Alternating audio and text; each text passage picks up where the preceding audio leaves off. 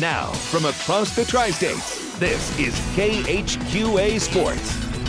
And tip top of the evening, everybody, and welcome to Sports Final, brought to you tonight by the fine people at Mucinex, so I can breathe. No time for small talk. Let's start it off with a biggie from Southeast Iowa.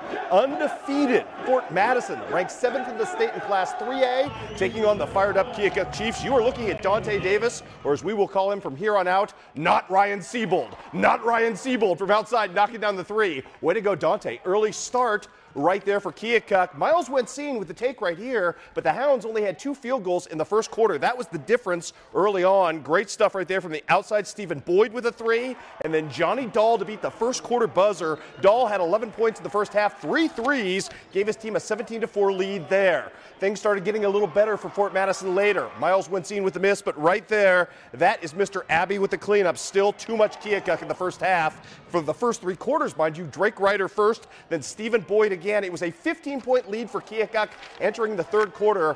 Fort Madison, a furious comeback attempt behind 31 points tonight from Miles Wenzine, but it's not enough. Keokuk hands the Hounds their first loss of the season. 67-65 was your final. Elsewhere tonight, Holy Trinity gets a huge first half from Sam Harmeyer. That was all he did, was play the first half tonight, but he was really good. 8 3-pointers the newfangled way, 1 old-fashioned 3 for 27 points in all. Great job, Mr. Harmeyer. And now, here's Will Wilson. Well, Sean Taylor's QHS squad was looking to make it 2 in a row at home tonight. This one came down to the wire. Let's show you some highlights now. A packed house tonight to see the Blue Devils take on Moline. The boys started fast. Lincoln Elby going to kick it out. Alex shoot. Nice range from distance right there. They started fast, like I said, and Moline was trying to stay with them. Nice inside move right there. Barnell Thomas going to get his mid-range action going right there. Nice bank off the backboard. Wonder if he called that one. Again, some nice ball movement. Ends up in LB's hands. He doesn't shoot it that often, but he was shooting it tonight. Nice shot from him. Moline just trying to keep in this one in the first half here. More interior work.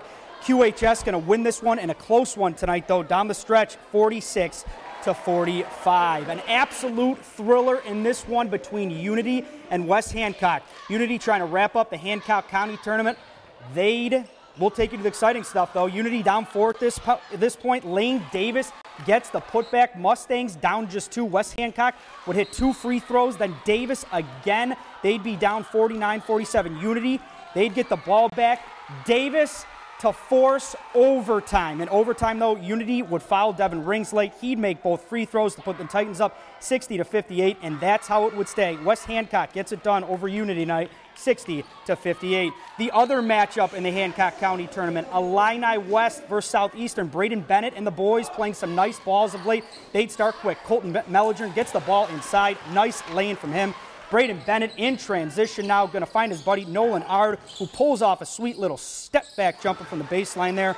And then we have a Shea Flesner sighting. He's not scoring this time, though. He's distributing. Dexter Indenius, who buries the 3 right there. Chargers just too much in this one tonight. They'd win 52-37. Over to Chris for some scores. Resumption of the blackout game tonight at Winchester. 18-hour halftime. Credit to Charlie Hall and the boys at WBBA. They did a halftime show the entire time. All 18 hours. I lied. They had no power. Porta down 11 at the half. When we resumed, Porta came back like a house of fire, got right back into this game. Not an elegant game for Liberty, but just enough to kind of keep Porta at bay throughout the second half. Michael Blewett, 21 points in the day, knocking down that long-range 3. How about Reed Wolfmeyer doing some distance work as well? He's good from right outside your Barca Lounger, knocking that down. And a little Brett Ginnebacher off the missed free throw right here. Tell you what, it got down to a 1-point game late in this one, but Liberty still manages to push its way into the championship game with a 47-42 win. Again, 20 hours after this thing originally started. Meanwhile, up next for Liberty, as everyone had hoped and predicted, except the other opponents in this, everyone who just likes to watch basketball, Payson and Liberty will go at it tomorrow. Payson Seymour held Central without a field goal for the first 2.5 quarters in this game, ends up winning 47-30. In consolation bracket action at Winchester, it was West Central losing to Carrollton 67-50. 50-50, and Griggsville Perry hangs on to play in the 5th place game. They beat Greenfield with a nice rally late in this game. 60-59 was your final there. One other score from Illinois tonight. West Prairie takes it to United and takes them behind the woodshed in this one. Dustin Logan leading the way with 24 points in the victory. Let's go to Missouri now. Canton and North Shelby on paper appeared to be a very good court-warming matchup tonight. Lots of fun in this ball game. Two teams that like tempo. No one likes it more than that fella, Tyler Neiman, who showed up apparently at the pep rally as Tyra Neiman, dressed in drag today. I'm not going to say anything about that. The kid can play. Well, who am I to judge? Lucas Daniel at the other end drains a 3. Back and forth we go. How about Mr. Hostorf in this one? Great take for him. Then Canton kind of finding its range. Cameron Durst, the secret weapon on this team, doesn't get enough credit, knocks down the 2. North Shelby trying to hang around. That's a tough affair against Canton, but Jacob Rich gets the kind of modified skyhook right there. Too much of Canton in this one. Hostorf again inside big. Tyler Neiman doing some reverse fun action. It was all about the Canton Tigers in this ball game as they get the victory, running away in this one, 74-37. Gabe McKenzie leading the way in this ball game with 21 points in that one. We've got Clark County in Louisiana. Will, you're up. Clark County history, a very good one. Louisiana team at home.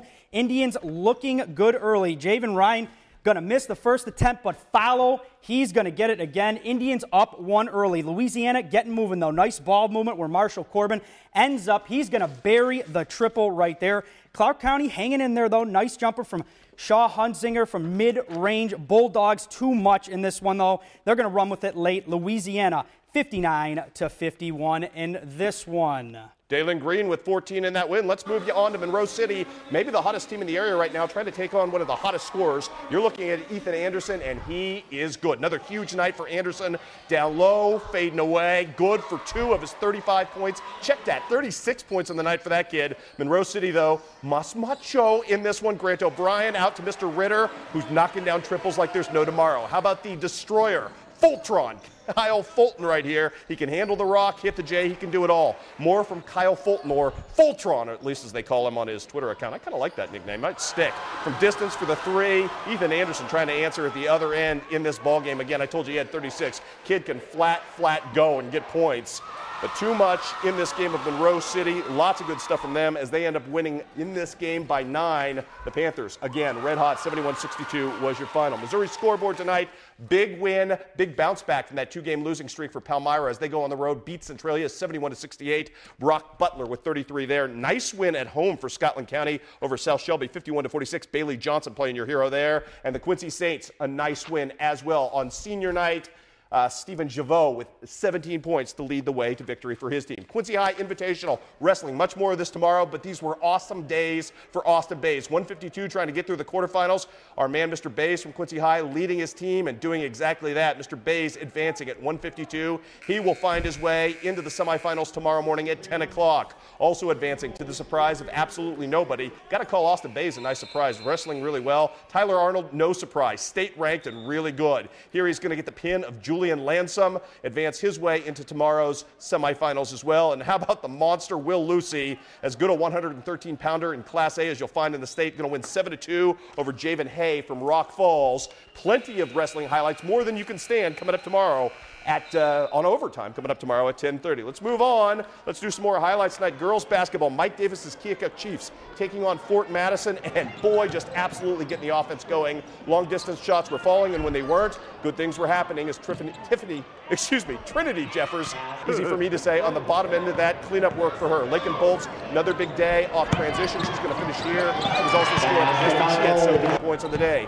Paige Cavon also doing some work in this ball game as well. From beyond the arc, knocking down the 3, all Keokuk all the time as the Chiefs win in a blowout in this one tonight, running away with the ball game by 20 points. Also on the docket tonight, big win for Illini West, which guarantees itself in the championship game tomorrow at the Lady Panther Classic against South Fulton. Who else? Josie Finch, who's played ridiculously well in Camp Point all week with 22 points, another 6 threes for her tonight. Also, big win for the Liberty Lady Eagles at home, knocking off West Prairie 47-37. Michaela Leapley leading the way there. Will?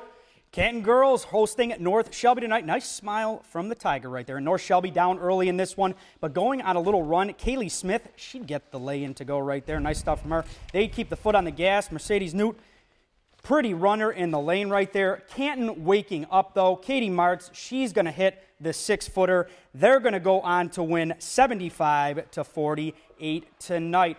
Mark Twain, Monroe City, if we can. Monroe City cheerleaders getting ready before the game. Lady Tigers swing the ball early to Michelle Epperson. She'd hit the baseline J, 35-17 at this point, Mark Twain. Alicia Cole goes coast to coast. She's going to sink the lay-in right here. They would go on to win this one in a rout, 56-25. A few scores to pass along to you. Kirksville gets it done over Highland tonight, 55-29. Palmyra over Centralia, great win for them, 68-56. Katie Hinkle, 27 in that ball game. And Clark County over Louisiana, 50-40 tonight. Over to you, Chris. Indeed, what a great, crazy night it was. 13 games in 12 minutes, and you think that's fun. Wait till tomorrow. They give us a half hour. We got championship action from all over the place, wrestling from all over the place. College basketball is John Wood. Both the men and women jump into conference play. Going to be a very busy Saturday. We got 30 minutes. Why would you go anywhere else? Lots of goodies right here. We'll see you at 10:30 tomorrow night. I'll even be breathing better by then. Good night, everyone.